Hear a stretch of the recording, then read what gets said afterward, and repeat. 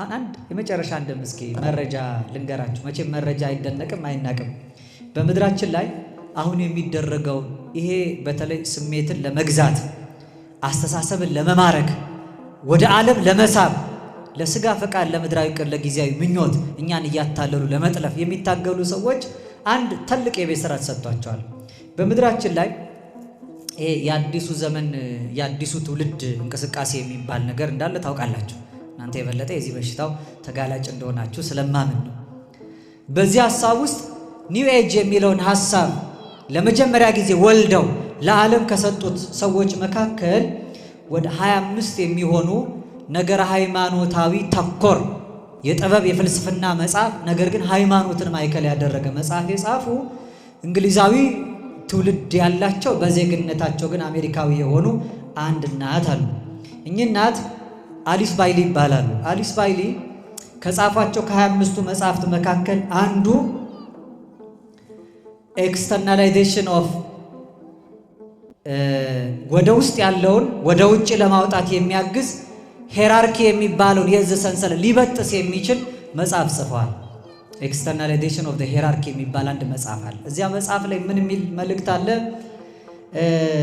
ክርስትናን የማጥፊያ ዘመቻ 10 ወጥመዶች የሚል መልእክት ተቀምጧል። ክርስትናን ከህዝቡ ኑሮ ለማውጣት ሰው ራሱን ገዝቶ ለእግዚአብሔር ተገዝቶ ሌላውን አስገዝቶ እንዳይጸድቅ የሚያስችሉ የአዲሱ ትውልድ ፍልስፍናዎች የሚሉ 10 ነጥቦች አስቀምጠዋል። እንደው እናንተ አስቡትና የትኛው ደረጃ ላይ እንዳለን ደግሞ እንድታውቁ 10ን አላብራራም፣ በቁጥር ብቻ ጠቅሳቸዋለሁ። አንደኛ በዓለም ያለ ስርዓተ ትምህርት ውስጥ ለብዙ ዘመን ይሰጥ የነበረውን እግዚአብሔርንና የጸሎት ትምህርትን ከስርዓት ውስጥ ማውጣት የመጀመሪያው ስራ ነው ይላል። ስለዚህ እግዚአብሔር በዓለማዊ ትምህርት መካከል እንዳይጠራ፣ በየትምህርት ቤቱ የእግዚአብሔር ስም እንዳይጠራ። አሁን እኛ ልጆች ሆነን አሁንም አንዳንድ ቦታ ይኖራል። መምህር ሲመጣ ሰው ይነሳና እንደምን አደራችሁ እንደምን ዋላችሁ ተማሪዎች ይባላል። ተማሪ ምን ይላል? ይቅርታ በጣም አለ። አሁን ትምህርት ቤት እንደሱ ትላላችሁ ሰካትሉም እዚህ አሁን እንላለን ብለዋል። አሁን እንዲያውም አይታችኋል። በዓለሙ ሚዲያ ላይ ራሱ እግዚአብሔር የሚለው ስም አጠራሩም እንዳይታወቅ ፈጣሪ ይመስገን የሚል ትውልድ በርቷል አይደል? አዎ እንዲህ አይነት ትውልድ በርትቷል። ለምን? እግዚአብሔር ብሎ ይትቀደስ ስምከ ስምህ ይለይ አንድነቱና ሶስትነቱ ያለበት ምክንያቱም አምላክ ይመስገን ፈጣሪ አምላክ ይመስገን ነው የሚለው። አምላክ የሚባለው የእግዚአብሔርነት መገለጫ አይደለም። ሌሎችም ካመለኳቸው ዓለሙ፣ ንብረቱ፣ ስልጣኑ፣ ዕውቀቱ፣ ጉልበቱ በሙሉ አምላክ የሆነበት ሰው አለ። አልቦ ገብር ዘይክል ለክልያ ጋዝ ተቀነው ለሁለት ጌታ መገዛት አትችሉም። ሌሎች ጌቶች አሉ ማለት ነው ከእግዚአብሔር ውጭ። አንደኛ የእግዚአብሔርን ስም የጸሎትንና ለእግዚአብሔር የምንገዛበትን ራስ መግዣ መንገዱን በሙሉ ከሥራ ትምህርት ማውጣት። ሌላው በልጆች ላይ የወላጆችን ስልጣን መቀነስ የሚል ነው። ሁለተኛው በልጆች ላይ የወላጆችን ስልጣን መቀነስ፣ ቤተሰቦቻቸውን የማይሰሙ የሃይማኖት መሪዎቻቸውን የማይሰሙ አለቆቻቸውን የማያደምጡ እንደፈለጉ ገብተው የሚወጡ ስሜታቸውን ለማንጸባረቅ ግድ የሌላቸውን ትውልዶች ማፍራት። በሶስተኛ ደረጃ ክርስቲያናዊ የቤተሰብ መዋቅር ወይም ተፈጥሯዊ የቤተሰብን ትስስር ማጥፋት ይላል። ፋሚሊ ስትራክቸርን ዲስትሮይ ማድረግ ማለት ቤተሰባዊ ትስስር አለ። በቤተሰባዊ ትስስር መካከል ልጅ አባት የሚልበትን ዘመን ማቆም። አባቶችም ልጄ ብለው ተስፋ ይሄ በምዕራቡ ዓለም በጣም የሰለጠነ ነው። ምክንያቱም ሲያረጁ መንግስት ነው የሚጦራቸው። ይጦረኛል ብሎ ልጅም አይወልዱ። ልጆችም ለቤተሰቦቻቸው አይገዙም። የሚቆጧቸውን የሚያዟቸው ቢሆኑ ቤተሰቦቻቸውን እስከ መክሰስ ይደርሳሉ። አራተኛ ልቅ ወሲብን ማስፋፋትና ውርጃን ህጋዊ ማድረግ ይላል። ይሄ እንደምታውቁት ነው፣ ማብራራት አይፈልግም። ስድስተኛ ግብረ ሰዶማዊነትን አማራጭ የኑሮ ዘይቤ ደግሞ ማድረግ ይላል። አሁን ታውቃላችሁ በተለያየ ቤተ እምነት ያሉት እንኳን ሳይቀር ይሄን ተቃውሞ የሚያነሱ ሰዎችን ጭምር ከቤተ እምነት እስከ ማገድ የደረሱበት ዘመን።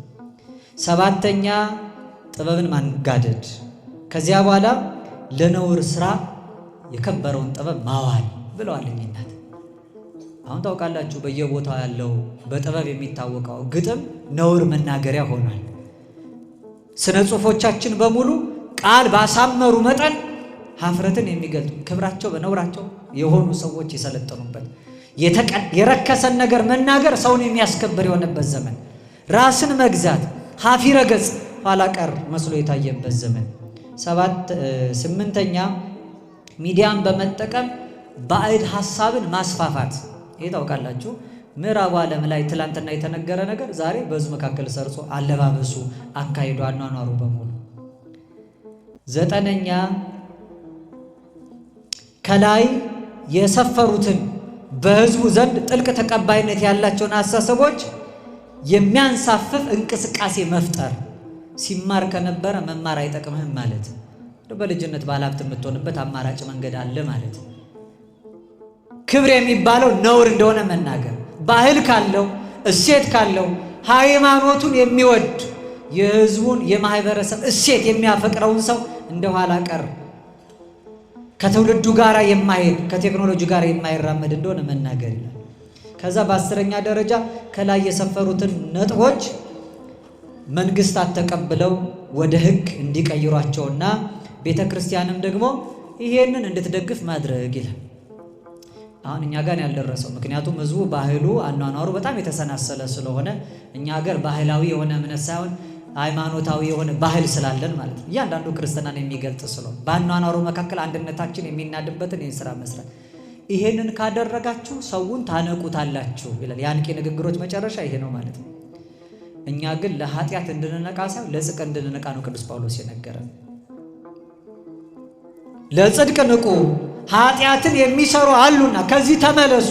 ይሄን እምላችሁ አንዳንዶች ይሄን የሚሰሩትን ላሳፍራቸው ነው አለ ቅዱስ ጳውሎስ። ይሄ ለቆሮንቶስ ህዝቦች ብቻ የተናገረ እንዳይመስላችሁ። ያርና አርጤምስ ጣዖት ለነበረበት የግሪክ ፍልስፍና ለሰለጠነበት ኮርኒት ለምትባል የጌጥ ከተማ ለቆሮንቶስ የግሪክ መንደር የጻፈው ብቻ አይደለም። ይሄ በእኛ ዘመን ለእኛ የተጻፈ ነው። ለጽድቅ ንቁ፣ ለኃጢአት እንዳትንቁ። ኃጢአትን እንደ ክብር የሚያዩ ሰዎች አሉ። ራስን መግዛት፣ ኋላ ቀርነት፣ ሃይማኖተኛ መሆን፣ ነጠላ መልበስ፣ ቤተ ክርስቲያን መዓልት ሌሊት እየተገኙ ከእግዚአብሔር ፊት መታየት ከንቱነት የሚመስላቸው ሰዎች አሉ። ምን ያነው መከም ምን ያስተኛል? ለጽድቅ ለምን ነቅተ ለኃጢአት ለምን ነቅተ ለጽድቅ ለምን ትተኛለህ የሚለው ንግግር ዮናስን የቀሰቀሰና ያነቃው በመርከብ ውስጠኛው ክፍል ተኝተን ለምናንኮራፋ ለኛ የተነገረ